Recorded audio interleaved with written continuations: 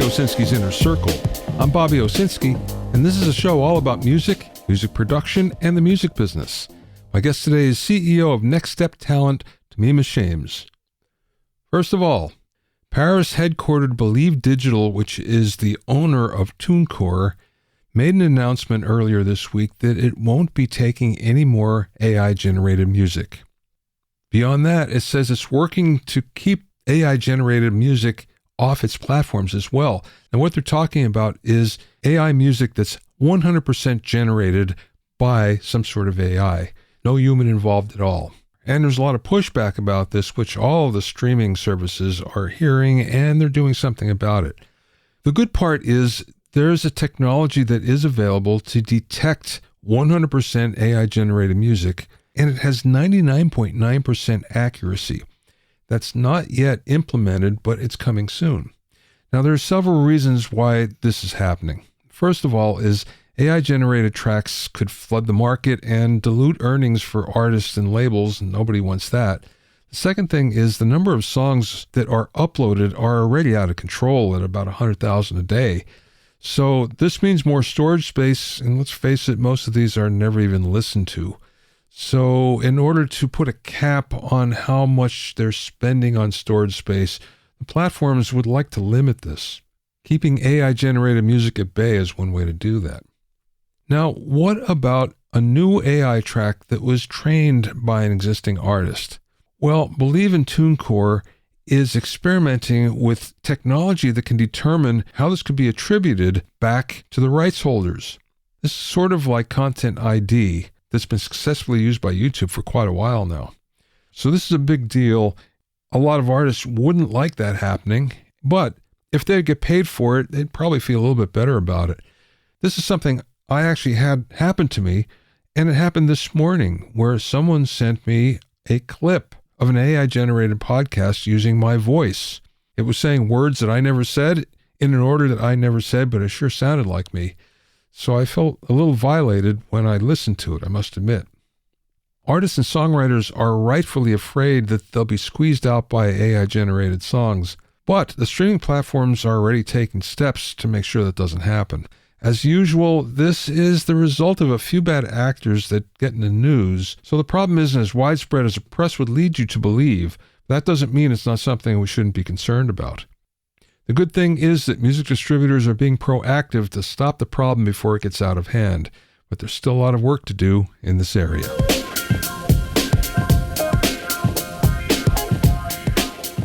If you have any comments or questions, you can send them to questions@bobbyowsinski.com.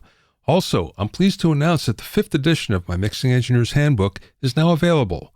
It's totally updated and includes new sections on mixing and immersive audio, self-mastering, new mixer interviews, and much more. Get your copy at a special discounted price at bobbyowsinski.com/handbook. That's bobbyowsinski.com/handbook. You can also find it on Amazon and Apple Books.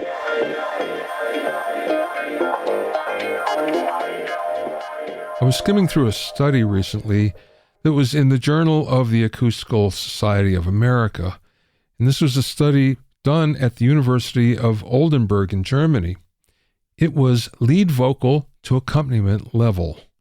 And what they were doing is trying to figure out how loud vocals are to the music. As I'm reading through this, I found that I was actually cited in my Mixing Engineer's Handbook, which was kind of satisfying. But that being said, the study answered a number of questions that I know I've always had. Empirically, I knew what was going on, but it's nice to have some data to finally back it up. So the study looked at songs from the Billboard Hot 100 from 1946 to 1922. There's about 700 songs. Then it did a second study where it looked at the year-end list of the Hot 100 just for 2023. And then another one that looked at the differences in vocal levels between genres: country, rap, pop, rock, and metal. They used isotope RX rebalance to separate the vocal from the track, and that's how they figured it out. Now, 2 distinct phases were observed.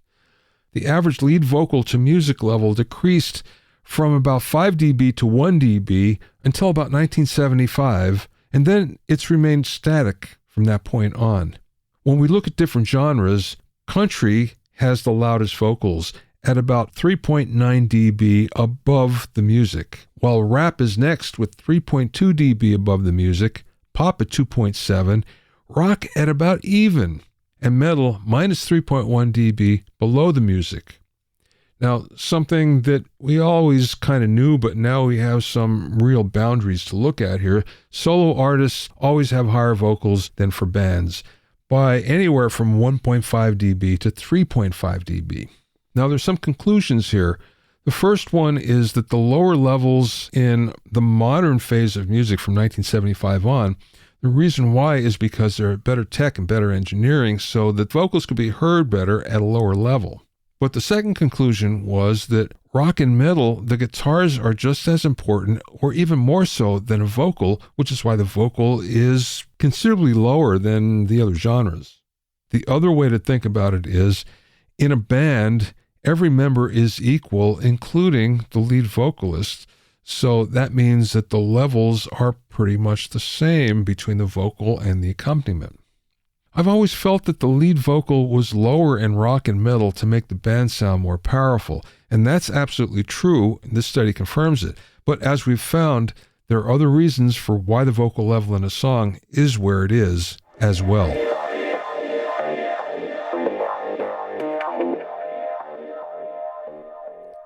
My guest this week is Temima Shames, who's the CEO of Next Step Talent, a full-service talent management and digital brand agency that's home to more than 20 music artists, influencers, and actors. While in college, Temima worked for Atlantic Records and Visionary Music Group before jumping into her own management company. Since then, her clients have achieved more than 5 billion YouTube views, a number 7 debut Spotify album, highlights in YouTube's Black Creator Class of 2023, TikTok's Greatest POV Star, and one of NYFW's creators with the highest brand return of 2023.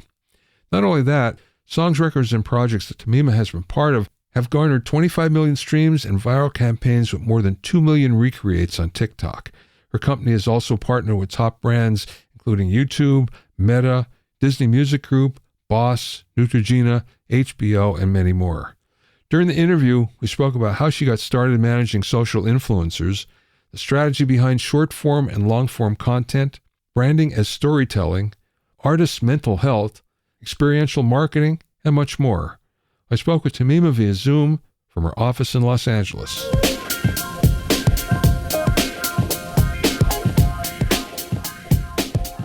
I know that you started really young in the business, so let's go there first. Yeah. So I started out, I've been working, not in this industry, but I've been working since I was about 10 years old. I started out working in a warehouse, packaging up stuff for my uncle.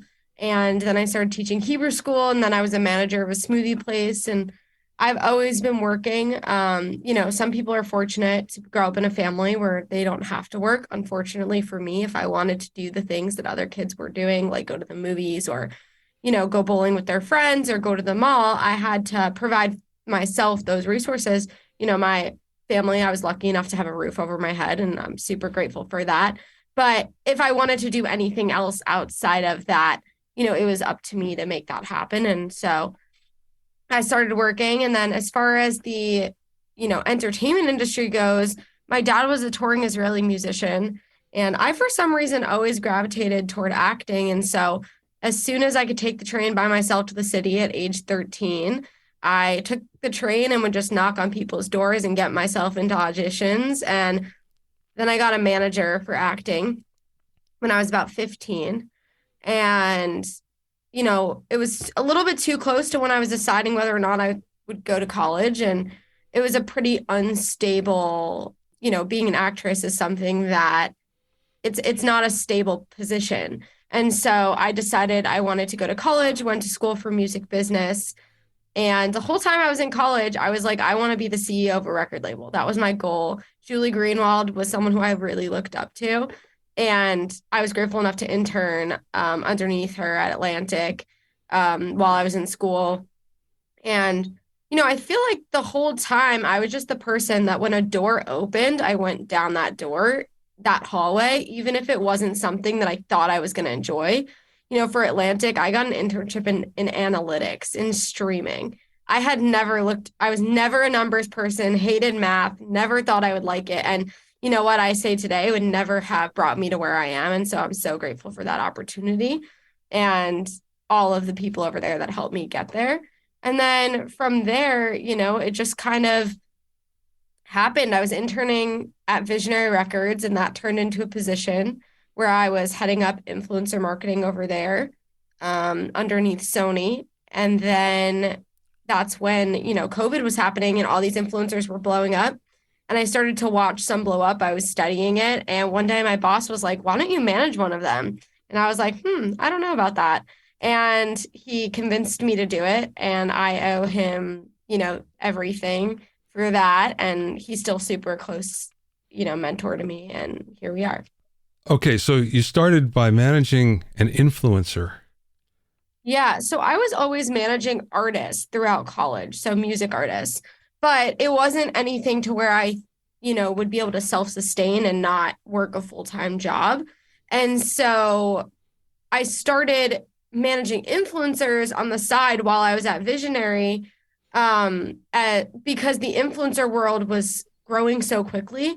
I had the opportunity to grow with it and make money to be able to support myself in a quicker fashion than music business. But what's awesome is that we took a music business approach, a music management approach to influencers, which is a long-term focus versus short-term monetary gain. And that's what really worked for us. So I take it that that's not the norm then. No.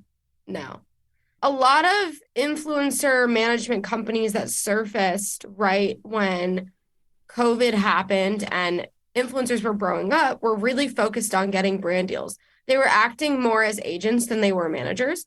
And so for me, I wanted to take a more hands-on managerial approach to it and build a parasocial relationship, build fan bases and audiences. And that's what our focus is. So then you came back then into music with artists. Yeah. So we have music artists, actors, and social media, all underneath our company. And we recently expanded a little bit into sports. We're deciding whether or not we want to go down that route as well. I read somewhere where you had some releases with 150 million followers. Yeah. So what does that mean exactly? 150 million followers. So we have 150 million followers, more than 150 million on our roster. So that's our full roster across influencers and music. As far as view-wise, we have over 5 billion views on our roster just on YouTube alone. And then our music releases, our most successful music release was the My Crown release, which was utilizing understanding of audience to blow up a song. And right now, we're seeing a lot of success on the music side in the sync world. We have some clients that have been writing a lot for sync, doing music composition. And then we recently had an artist named Bailey Spin who released her debut single. She's also an influencer, and it now has over 500,000 streams, and it is crushing it. And there's been no backlash, which is awesome. Everyone's super supportive. Was she an influencer first before going into music? Yeah, she was. Okay, so how does that work? Because, as you say, you're lucky there's no backlash, but usually there is, because I think people expect one thing and then they're getting something else as well. So here's what I'll say is having the music industry background has been really helpful in understanding what an audience wants. And with Bailey, the past year and a half, she switched over her aesthetic to match what her aesthetic of the music was going to be. And she started doing covers and slowly seeding things in to where she was telling people that the music she listens to is rock music. And then she released rock music. So people weren't confused. What oftentimes happens is there's a confusion of like, where did this come from? Did your management force you to do this?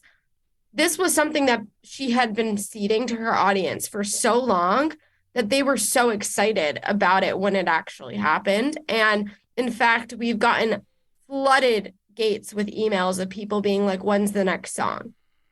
See, sometimes I've noticed that influencers seem to hit a ceiling, and to them, there's no place else to go. So let's go into music. You know what I mean? Yeah. I mean, so here's what I'll say is there's two sides to that story. One side is that a lot of influencers actually start out by wanting to do music and they blew up during quarantine. So I think what sometimes a lot of people forget is that a lot, and this isn't all of them, but a lot of people had passions before they were influencers. And a lot of these kids were just hanging out with their friends and blew up on social media for being with their friends and for having an organic, authentic relationship. And because of that, everyone, the audience forgets that they had all these hopes and dreams before that happened. And so there is definitely a ceiling when it comes to being an influencer. I wouldn't say there's a ceiling to YouTube. I would say that there's a ceiling to short form content, and then you need to expand on what you're doing and you need to build a more meaningful connection. So someone who wants to then go into long form YouTube content, there's an infinite ceiling there. But when you're doing just short form content, whether that's music or acting or comedy, there is definitely something that you need to do to pivot to create that longevity. Well, you touch on something that's interesting here, because it seems like if you get good at doing short form content, then it must be a leap then to go into long form, because it's a completely different mindset. Absolutely. It's really difficult for people to go from short form to long form. It requires a lot more time and dedication in understanding how the algorithm works. How can you retain an audience for that long? But in comparison to music, it's important to look at it like touring is a long form content for artists. And that's difficult too. An artist who makes music has to train a long ass time before they could just get on stage and tour. And so it's the same thing for an influencer, right? Like they have to train, they have to do the legwork to then learn how to handle long form content. The same way with acting, right? You can do a quick thing and you can be great at it, but can you do a feature film where you have to carry a character for 2 hours and stay in character and not leave character and do a great job? That's a whole different ballgame. And it's training. It's a lot of learning. It's understanding improv, understanding audience. And I think that oftentimes influencers, especially during quarantine when was all really, really blowing up, is that people didn't necessarily understand that it is hard work. Being an influencer is, some influencers do the bare minimum, but the ones that have the longevity are extreme workaholics. They're extremely creative. They're extremely smart and business minded. And that's the same way in music, in acting, in in sports, whatever it is, you have to have that work ethic at the end of the day for you to sustain longer than, a few years. You mentioned something before about touring. And one of the things that I grew up in an era where you had to hone your chops in front of an audience right from the beginning. And you started young, and it took years until you got good in front of an audience. And now that seems to have been, I don't want to say bypassed, but shortened. So what'll happen is someone that suddenly has some TikTok stardom is almost starting from the bottom when it comes to working in front of an audience. So how do you deal with that? So I think that there's two things here. One thing is that it still takes that same level of training.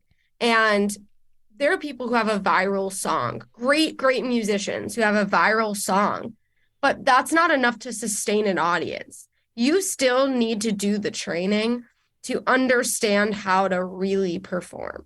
And I find that with my clients specifically, I have music artists on my roster that are music first. They were born musicians, been on stage, the whole 9 yards. And then I have influencers who wanted to do music. And I tell all of them the same thing. You have to practice your craft.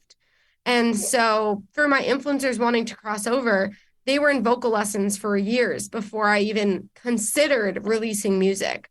They were in, they're in performance lessons before they're going on stage 6 to 7 months before. And so, and you talk to a lot of the other influencers that were able to really, really cross over, and they had to put that same amount of effort and practice. Maybe it wasn't from the time they were 4 years old. Maybe they did bypass a little bit, but you can never bypass training entirely. You always need to be studying. You always need to be improving. You always need to be looking at learning. The craft is so important. I know a big thing for you is branding, because it has to be. But that said, I know when you mention branding to an artist, their eyes glaze over, and it's just something they don't quite grasp. The other thing is, if they're really good, then that's sort of embedded in them. But most artists would rather just be an artist, not have to worry about stuff like that. So how do you approach that? So kind of backtracking, my family has a lot of mental health, has struggled with mental health, various members of my family pretty severely throughout my life. And what it taught me was to look at things from a different perspective and to look at things from somebody else's perspective. And an artist's perspective is that they want to just focus on being an artist, like you said. But when you break it down, what is being an artist? It's storytelling. What is branding? It's storytelling. So the way I approach it with them is, what is the story you're trying to tell? And then when we then look at their actual brand, I'm like, well, that's not the story you're telling. And they're like, but my music's telling that story. And I'm like, but your image isn't. So don't you want to tell your story? And then all of a sudden, they always take a step back and are like, wait a second, you're right. Because you have to talk to them in a language they can understand. And they don't understand the language of branding and marketing. That all sounds like boring business terms. But when you say to them, you're trying to get across a story of somebody who's sad and going through a breakup, but you're posting yourself partying and this, that, and the other, how does that align? And then all of a sudden they're like, wait a second, you're right. Okay, that's really smart. I've asked this for a lot of guests. That's the best answer I've heard, I think. Very cool. You figured it out in a very concise way. You mentioned something before about mental health, and I know that's a big deal for you with your artist. And mental health for artists, I think, is something that's overlooked because that's part of being an artist in a way. Yeah. You know what? Mental health is definitely overlooked when it is part of it. It's part of any job. What I don't think is spoken about enough is teaching managers and artists like what boundaries are okay and where the communication is. Because oftentimes I think it's in the communication that's the problem, because artists go until they crash, and then they crash and now all their fans are upset. But they've never once talked to their fans about the struggle along the journey. And so the fans are like, you're letting us down. But you're not going to be letting your fans down if you've expressed the struggle along the way and your team supported that.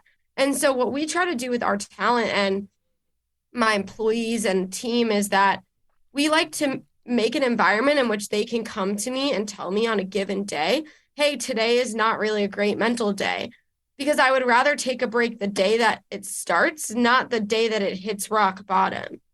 So let's take that step back earlier on, because then we're not canceling a million things. We're just canceling one. We're just taking one meeting and we're moving it. And that's never going to be the end of the world. It's also teaching, a lot of artists start so young that they don't ever learn their body enough or have the time to learn what they need. For me, it's every Sunday I need to recharge, not with someone. Some artists, if they're on tour and they take one day on tour and nobody talks to them, they'll be 20,000 times a more pleasant person than if they didn't get that day. But if they're not able to communicate that need, then they crash, they become angry, they are not being productive. All of these things start to happen that are signs of burnout when that could have been avoided by one little simple, sometimes only 2-3 hours in one day that you need to just leave them be. Oh, I know very well. I mean, I suffer from this way back when I was an artist and a musician, and I couldn't understand why I was so miserable, even though I was having success at the time. And I was more miserable than I ever was. So the interesting thing was years later, when I finally decided I'm going to stop this and just work in the studio, it was the happiest day of my life. And I couldn't figure out why. And part of it is, as an artist, as a musician, you identify with your music and it gives you that sense of identity.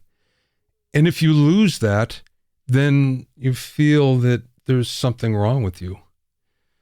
Yeah. But what happened with me was when I finally decided that, okay, I've had enough of this, it was like, oh, the weight of the world went off my shoulders. I could be a different person now. Yeah. And I also think too, it's being able to determine, is it something that doesn't make you happy, or is it something that you're not doing properly and that's why it doesn't make you happy? Is there, something about what you're doing? Can you change that? And I think many people in the music industry are so, this is the way it's been done. We're not doing it any differently. Your tour is the way it's been since day one. It's not changing. This isn't changing. That isn't changing. And at the end of the day, that's not healthy. And you do need to be able to take a step back and say, what, and not from just a monetary perspective, but what could we have done different to make our, not only the artist, but the team and the crew happier? Because if you're surrounding an artist with a bunch of unhappy people, that's going to rub off on them just as bad. Yeah, you're right. I read someplace where you do some experiential marketing. I do. What is that exactly? So experiential marketing is really a lot of different things. It could be in-person activations, but a lot of what we do is taking an audience and breaking it down and understanding it, and then figuring out how we can market to that audience in a way that they're going to understand. So we ran a campaign called The Boys Are Back. This was a campaign in which we knew that the boy band fan base gets really excited about all the bands, and there's a lot of bands that have broken up. And so a boy band that we were managing at the time was coming back and we were doing a relaunch. So we're like, why don't we engage all these other audiences by creating a clue system of which boy band is coming back? And all of these other audiences started to draw in millions and millions of views in of people wanting to know who was coming back. And we didn't allude to one specific band. It was all these different bands, all these different clues. And then, when we eventually announced, we also did clues to the band that we were managing. And when it eventually announced, there was millions of views right to the site, to the pre-save link. And that was a way that we were able to use not a lot of money, but understanding who the people are and the brand. You got to lean into the brand that you created and what those fans are thinking. And so we do a lot of that. We did it with My Crown. We did that, we do with all of our artists for their releases. We just did a little bit an experiential marketing tactic for Bailey's release. Her song's called Romance is Dead. So we created a quiz. We like to do these little mystery moments. It gets people engaged and they love it. And so we did a quiz. It was called it was a romance quiz. So, have you ever seen like little girls like do stuff like, would you rather someone take you on a date to the beach or whatever? And so we populated that, ran ads on it. And the quiz itself on the last page, when it was like, find your perfect match, it went to her music video for Romance is Dead. That's good. Yeah. So it's just leaning into what the creative ideas are. And my team, I couldn't survive without them. They have the best brains possible. So yeah, that helps, doesn't it? Oh yeah. Yeah. We have a team of 8 employees now and they're all phenomenal. I have nothing bad to say. I know everything that you do revolves around social. And I'm just curious, what are you finding in terms of the most productive platform at the moment? The most productive platform, productive in what way? Productive meaning you're getting the most bang for the buck by your presence on the platform or your artist presence on the platform. Each platform, you're not going to like this answer, but each platform is used for a different thing. I can't give you a solid answer on that because each platform truly has its own meaning. Twitter and Instagram are where fans cultivate. It's where fans join. It's where they create group chats. It's where they talk, they chat, they figure things out. Instagram is where people market their brand. YouTube is where people tell their story, their long form story and their short form story with shorts, where they show what products they have. Snapchat is where people talk to their fans. Snapchat is where they communicate on a daily basis, answer their fans' questions. So, TikTok is where you are able to pull in a new and different audience than you maybe would have before, and where you get people to hop on trends, to find new information, to become a trendsetter. That's where you do it, is on TikTok. And so Facebook now, even with Facebook Reels, like Facebook, is where, again, it's similar to an Instagram. It's because it's Meta. So it's a lot about your brand over there. Like what, people look at Instagram like your portfolio. Like when they look at you, it's like, this is your portfolio, and then Spotify's your portfolio, or Apple. And so there isn't one platform, as far as streams go, TikTok, YouTube's catching up, but like TikTok trends convert streams insanely, and so does YouTube Shorts right now. But in terms of like every platform has its own purpose for sure. I'm not surprised at that answer, although the one thing that does surprise me is that Twitter is involved. Twitter is really big. Fans still cultivate on Twitter.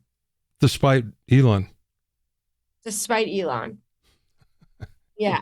Well, it's funny because I know a number of people that have had really big followings that have dropped off as a result of protests against Elon, and they've suffered for it. Now, I understand taking the politically correct stance, but on the other hand, if it's going to negatively influence your position, that's probably not a good idea. Here's what I'll say about Twitter specifically. Just kind of goes back to every platform has its own purpose, and you shouldn't focus on one ever. The same way you don't put all your eggs into one basket. You don't just release one song. You release a lot of songs. You need to release a lot of content. That's all. You can't just tell your story one way. Now, that's actually contrary to what the popular theory on this is, where it used to be you concentrate on one platform and you get really good at it before you actually go into another one. And that's completely different. Yeah. Well, what I would say is that each platform's algorithm is different. You can use the same content on like many different platforms. So why would you just post on one and get really good at it when you can edit differently, but it'll take you less than 5 more minutes to then post it everywhere else? I do agree on like, having one that you are focused on for a moment, but they each are different things. It's like, it's just totally different things that they do, and they, provide a purpose in your career. Where do you come down on scheduling posts? Because it's really hard. If you're going to go by the best times to post and everything, that's usually the worst time for somebody in the day. It's easier to just schedule stuff using a scheduler. All the platforms are starting to build in their own scheduling. I wouldn't use a scheduler. I would use the platform itself because it has less issues with it. There's no problem with scheduling on a platform. What I would say is don't do it too many days ahead because the trends change so much. But if it's like a promotional piece, scheduling is great. Speaking of this and speaking of trends and probably the latest hype, where do you come down on AI assistants? This is so funny because right before I hopped on here, I was writing an interview on this exact topic. So AI assistants, Are you talking about AI influencers or AI just assistants in general or AI music? It's a broad topic right It, now. it is. I'm more concerned with how AI affects you and your clients. So we actually in the past like 2 weeks have just recently started implementing some forms of AI into our business model. What I would say has helped me in the past few days when I'm learning about it is I'm all for using like ChatGPT to come up with, earlier I was like, I need to find all of the candy brands that work in influencer marketing. So I typed in candy brands or I want to get in contact with 50 CEOs that were on like the X list, like 30 under 30. You can type that in and the whole list will populate real quick. So it's a very quick way of getting the information. And so we've been using it a lot for that. We've also been using it like, if we have a bio, like, hey, can you tweak this bio and make it better? As far as using AI, I'm really excited to see this new Adobe AI editing feature for video editing because you just tell it how you want it to edit your video and it just does it. That is going to be really helpful for our team. We've kind of shied away from doing anything in the music realm just because of all these lawsuits going on right now. Anything with music, we are thinking about testing, creating flyers using using not ChatGPT, but using like Canva AI or some sort of similar model. The thing that I would say is we always want to alter it a little bit so that it becomes our own and we don't have any legal issues with art not being owned or whatever that case may be. I'm really interested to see how these lawsuits play out and how that changes what technologies are allowed to be created when it comes to AI, because there are obviously a ton of concerns when it comes to, ownership of materials and utilizing that. Yeah, a few weeks ago, the U.S. Copyright Office actually issued some guidance on that. And they basically said that a human has to be involved in order to get the copyright. Right. So Yeah. that really helps. I went on vacation recently, and while I was on vacation, I took a crash course in deep learning from MIT and then another one from IBM. Well, I found it really interesting, first of all. And second of all, I'm writing a book about AI for music production. So I wanted to make sure I had my arms around it. So what are your thoughts on it? I'm flipping this interview, sorry. Yeah, well, what I found was that a lot of what you hear is fear mongering that it's going to take over the world and this is going to happen, whatever. But in fact, AI isn't as smart as everyone thinks. It does require humans on all levels, and it's only as good as its training. And training is the hard part. So Right. when it comes down to it, you cannot look at AI, whatever that output is, as the end all be all. You have to really be in touch with it personally in order for it to help. It's just another tool. I completely agree. And you say this with every disruptive technology or new company, and people freak out that it's, the world is gonna end. And like, if you remember like when Uber first started, people freaked out, like, they're going to abduct you and like all these crazy things. Like, how is this going to work? This is never going to work. It's never going to happen. And now people can't even like think of a world without Uber in it or, Uber or any of those services. And so I think AI is just another tool that's going to eventually develop out to have more of a specific use case. Right now, people are testing out a lot of different things. Same thing with video editing, using AI. Like, it's never going to replace the human because you're always going to have to change something and do something different. It's just a matter of maybe not needing the human to do everything. Yeah, oh, that's a good way to put it, definitely. What is the best piece of advice that maybe somebody imparted to you or you learned along the way? I think the best piece of advice, and this is just something I said a little bit earlier, is number one, don't let fear run you.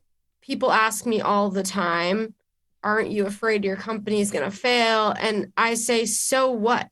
If it were to, what happens? You wake up the next day and you start something else. Life is too short to worry about little things and what if. You got to just do the things that make you happy on a given day and, be smart about things, but also not be afraid of what might happen because you're never going to get that moment back ever.